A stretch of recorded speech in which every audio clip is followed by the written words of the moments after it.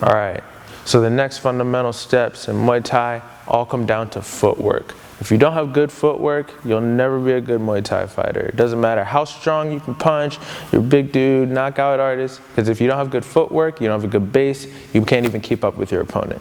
So, we talked about our stance already, being on the balls of our feet, always snappy, slight bend in the knees, right? For footwork, you want to make sure that in Muay Thai, it's never 50-50. For the most part, you're not going to be trying to balance between your feet. You're either shifting power and weight through your hips over one foot or the other. So, for the most, like I'll be in my stance, I'm nice and bouncy, back and forth, shifting forward, shifting weight backwards, always to one foot or the other. And that's going to help me to move nice and quick and readjust my position at any time. So we have a couple different stance switches and foot basic movements that I want to go over first. We have aggressive and defensive stance switches in Muay Thai. So it's not like in some other martial arts where it's just kind of one basic stance switch. For an aggressive switch, we want to rotate on the outside of our front foot here, out onto the ball of that foot, and we're going to shift through the hips, bringing our back foot forward. So we roll out on this foot, stepping straight through. Being careful not to swing the leg, so we don't want to swing the leg big here. Nope, step straight through our hips as we rotate here.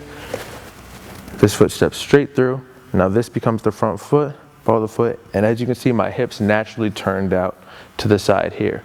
So now that this is my rear leg, I still keep my Muay Thai stance, slight bend in the knees, this foot turning out. So let me show that one more time.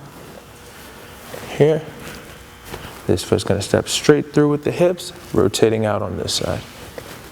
Here, my elbows and arms, everything's still shrugged, but my stance is going to switch up top, just like in the back. So my elbows will also switch with my feet and my hips. So that's an aggressive step forward.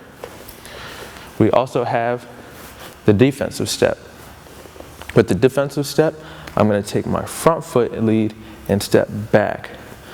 So now I'm rotating on my rear foot, still on the ball of the foot, turning forward, but I'm stepping back. And notice that I pull my new front leg back.